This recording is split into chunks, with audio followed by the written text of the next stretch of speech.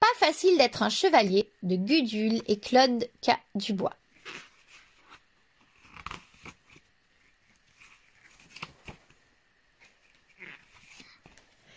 Jojo naquit avec une armure. Pas un habit, non. Cette armure faisait partie de son corps, comme les carapaces des crevettes ou des crabes. « Ça lui vient sûrement de nos ancêtres chevaliers, » dit son père. « Quel malheur !» gémit sa maman. « Notre enfant ne sera jamais comme les autres. » Bien loin de ses préoccupations, Jojo grandit tranquillement. C'était un petit garçon intelligent et heureux de vivre. Lorsque sa mère l'emmenait dans un jardin public, ses compagnons de jeu s'extasiaient. « Où as-tu trouvé cette belle panoplie, on dirait une vraie ?»« C'est un souvenir de famille, » répondait-il.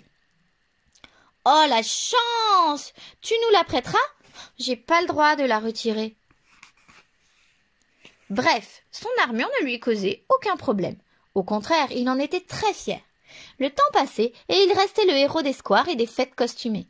Malheureusement, les choses se gâtèrent quand il rentra en classe, où les déguisements étaient interdits. Afin de dissimuler son armure, il dut porter été comme hiver un bonnet, une écharpe, un anorak, des gants et un grand pantalon, ce qui lui donnait une allure ridicule. Du coup, personne ne voulait jouer avec lui. Il n'était jamais invité aux anniversaires. Et durant les récréations, au lieu de jouer au foot, il restait tout seul dans son coin. Ce fut ainsi qu'un jour, il remarqua Angèle. Elle aussi était seule. Forcément, alors que ses copines se promenaient en mini-jupe et débardeur, elle était enveloppée dans un maxi-manteau dont la capuche rabattue ne laissait voir que le bout de son nez. « Tu n'as pas trop chaud ?» lui demanda Jojo. « Si.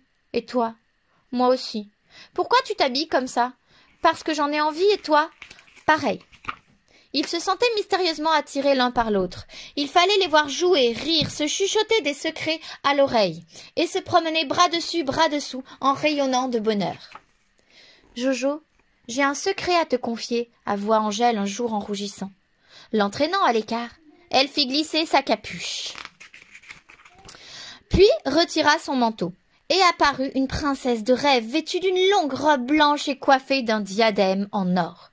Elle était si belle que Jojo en eut le souffle coupé. « Je suis née comme ça, » précisa-t-elle. «